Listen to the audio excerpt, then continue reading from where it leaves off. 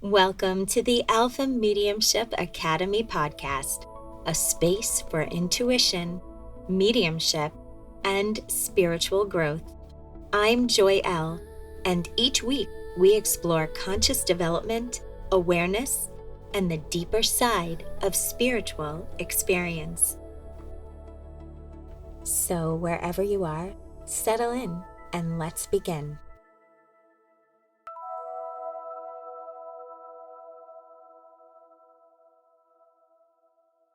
Before anything begins, I want you to understand what kind of space this actually is. This is not a content episode. This is not information delivery. It is not something you are meant to mentally follow in a linear way.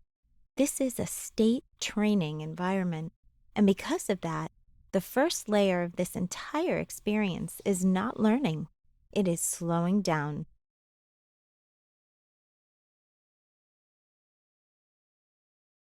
Now, I want you to notice something very simple. Most people think they are struggling with intuition, but what they are actually struggling with is internal velocity. They are thinking too quickly to perceive subtle signs, subtle signals. They are interpreting too early. They are labeling too fast. And they are overriding before awareness stabilizes. So nothing we do today will work if you stay in speed. So we begin by changing that first.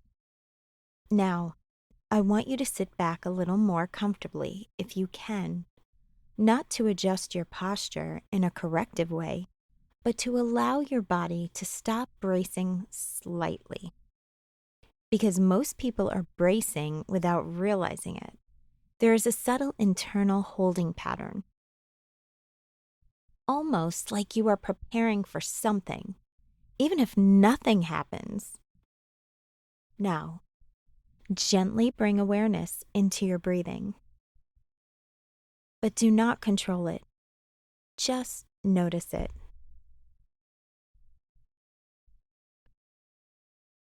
Notice that it is happening without effort. You are not creating it. You are not managing it. It is occurring on its own. That is already your first lesson in intuition. Something in you is already operating without conscious control. Now, slowly inhale through your nose and exhale a little longer than you feel necessary. Not dramatically, just slightly extended. Again, inhale and exhale. Good. Now, I want you to notice something subtle. There may be a small reduction in internal noise, not silence, not emptiness, just a slight softening of urgency. That is enough. You do not need more than that. Now, here is where most people make a mistake in spiritual or intuitive development work. They try to reach a state. They try to enter clarity. They try to elevate perception, but intuition is not accessed through upward effort. It is accessed through downward settling into the body, into simplicity, into pre-interpretation awareness. So right now, I do not want you trying to understand anything. If understanding happens, fine, but you are not reaching for it. You are simply allowing experience to unfold without interference. Most of the time, you are not hearing intuition because you are already one layer above it in thought. We are going beneath that layer today, slowly, without force, without pressure, without trying to get it right.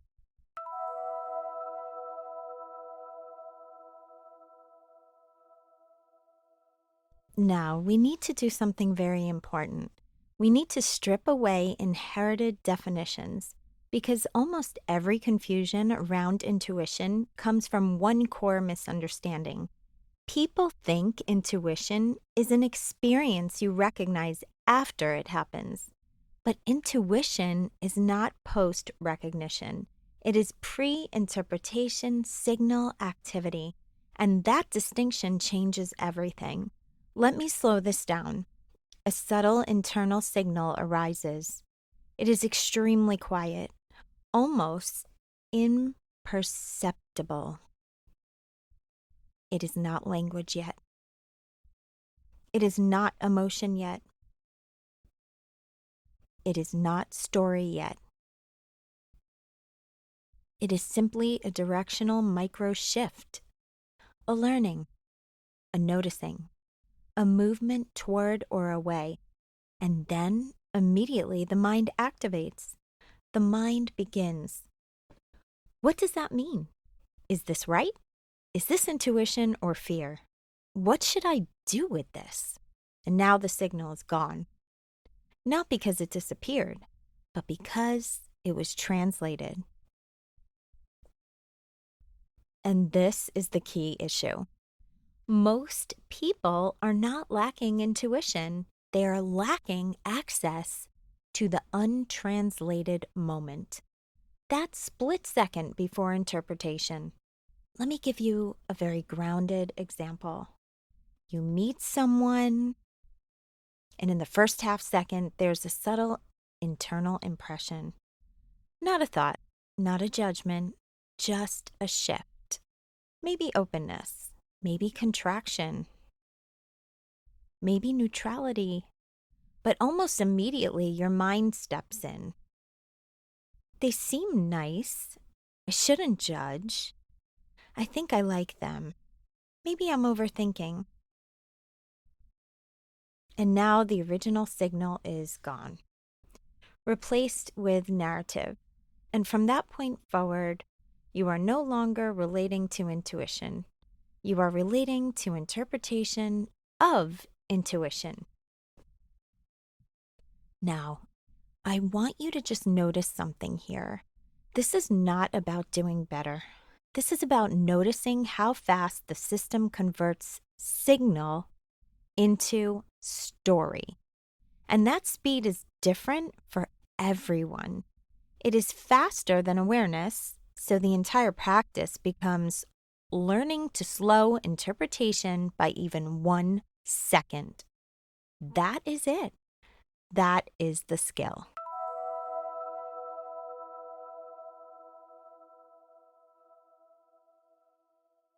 Now we begin mapping internal experience properly, because without mapping, everything feels like intuition, and that is where confusion lives.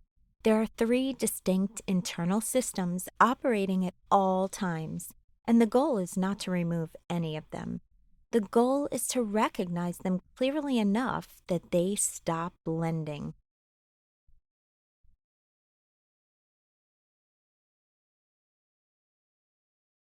System 1. Intuition is minimal, extremely minimal. It does not try to convince you. It does not repeat. It does not escalate. It does not argue. It simply appears as directional clarity. It feels like this, not this. Go, stop, pause, move away, move forward. And then it disappears. That disappearance is important because intuition does not stay to negotiate. Now, noticing something subtle, because intuition is quiet. The mind often assumes it is not enough. But intuition is not trying to be convincing. It is trying to be accurate without distortion. And distortion is added later by interpretation. System 2. Fear is different. Fear is loud. Fear is urgent.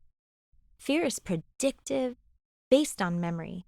It takes something that has happened before and projects it forward as possibility, not probability, possibility, amplified into urgency. Fear feels like tight chest, internal pressure, future catastrophe simulation, fast thinking, urgency to act. And here is the critical distinction. Fear always pushes you toward immediate resolution, even when there is no real-time threat. Fear is not intuition. Fear is memory attempting to prevent repetition of pain. System 3, we go deeper. Obsession is the most subtle distortion because it disguises itself as thinking deeply. But it is not depth. It is repetition without closure. It sounds like, what does this mean? What if I miss something? Let me go over it again. I need more clarity before I decide. And it does not resolve, it cycles. It opens even after clarity is given. And this is important. Obsession is not trying to find truth. It is trying to eliminate uncertainty. And intuition does not eliminate uncertainty. It operates inside it.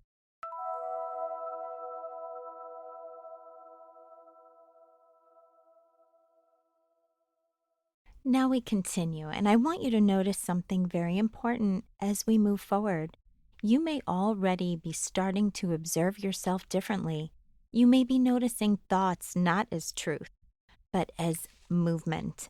You may be noticing sensations not as meaning, but as signal activity. And that shift alone can feel slightly destabilizing at first, not because anything is wrong, but because the mind loses its usual control position. So again, we slow down. Take a breath in slowly and exhale longer than the inhale.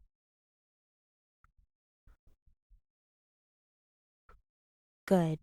Now, I want you to notice your body again, not as a concept, not as your body, but as direct sensation. Where is there tightness? Where is there neutrality? Where is there openness? Do not change anything. Just observe. Because fear and intuition both speak through the body first, before thought, before interpretation, before language.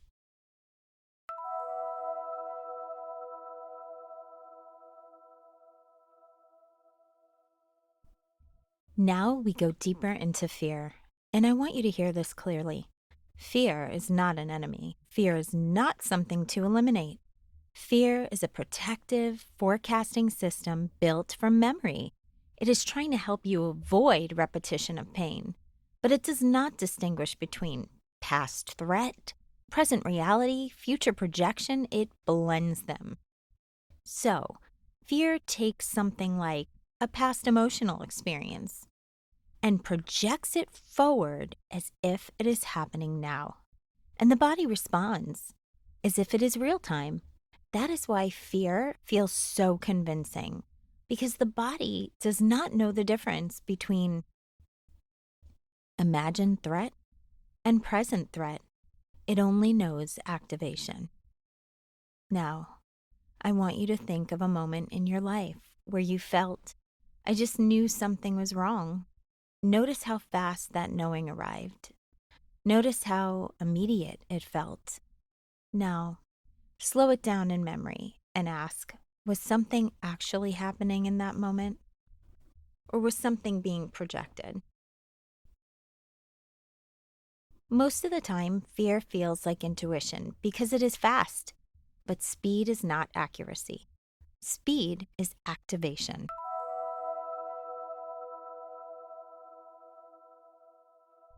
Now we go into the most important distinction in this entire episode.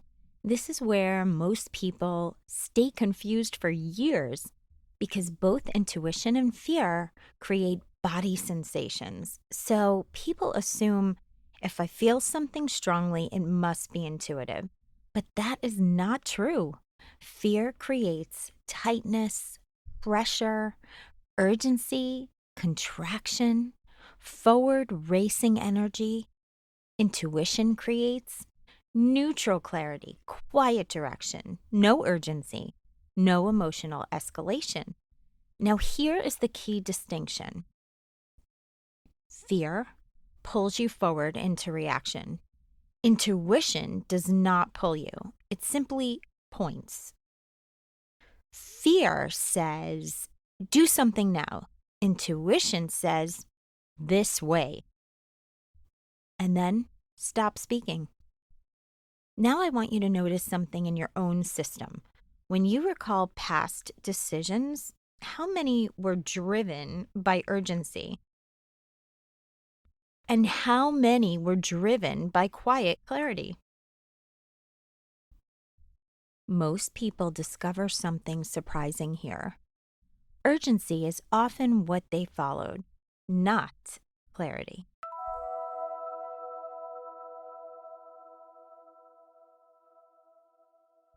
Now we enter the beginning of the spiral most people never notice. Fear does not just create a signal, it creates a loop system. Here's how it works. Fear appears, the mind reacts, the body tightens, the mind interprets the tightness as meaning. Then fear confirms itself, and the loop begins. I feel anxious, so something must be wrong. But what is actually happening is I feel activated, so my mind is generating explanation, and explanation becomes false certainty. Now, slow down again, breathe, because we are about to enter deeper restructuring. Now we move into obsession. And I want to be very precise here. Obsession is not curiosity. It is not depth. It is not intuition trying harder. It is unresolved cognitive tension seeking closure. It feels like thinking, but it is actually looping. It sounds like, what does this mean? Let me think about it again. I need more clarity. What if I missed something important? And notice, none of these questions end, they all reopen. Now, here's the key truth. Obsession is what happens when the nervous system cannot tolerate uncertainty. So it converts uncertainty into thinking, and thinking into looping. This is where people get trapped because obsession feels like I'm trying to understand my intuition, but what is actually happening is the system is trying to escape discomfort, not access truth. And obsession always has a signature. It feels urgent, but directionless. It feels active, but not resolving. It feels meaningful, but not clear. Now, I want you to notice something in your own experience. Think of something you've been overthinking. Now ask, has thinking about it created clarity or repetition? The answer tells you what system you are in.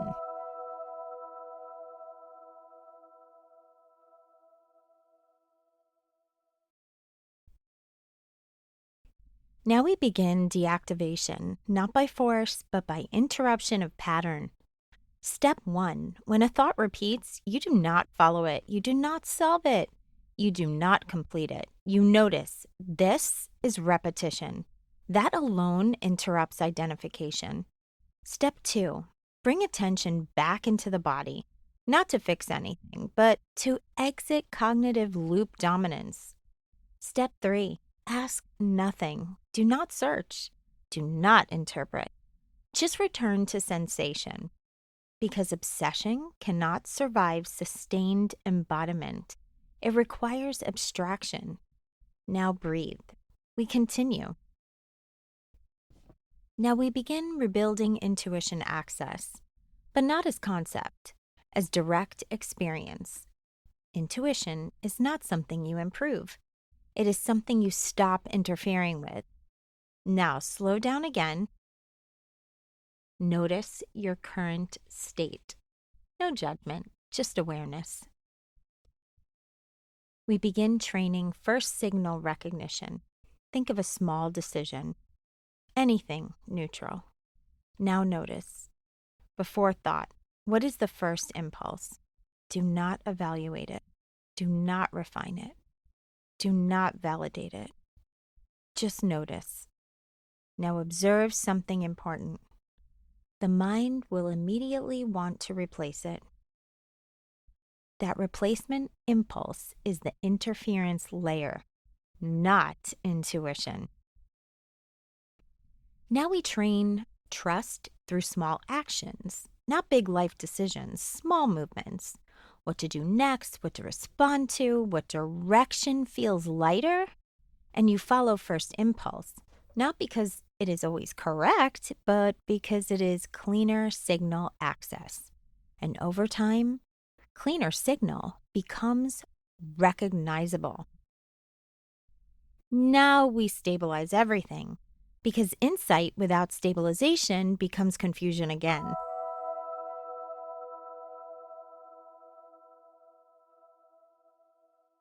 You are not becoming someone who always knows. You are becoming someone who can recognize signal faster than distortion. That is the entire shift. Now slow down, notice your system. No effort, no improvement, just awareness. Now we address real life. Because most people relapse into obsession after insight. So we anchor. Intuition does not require constant checking. Fear requires checking. Obsession requires checking. Intuition does not. So the rule becomes, if it repeats, it is not signal. If it is urgent, it is not signal. If it is calm and simple, it may be signal.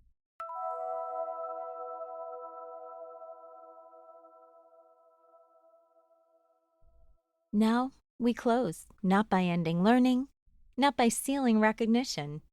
You are not trying to become intuitive.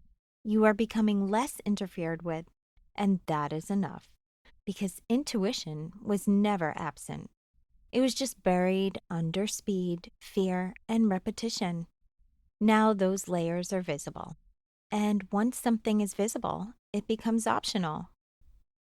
Breathe in. Breathe out slowly. Let the system settle, and let simplicity remain.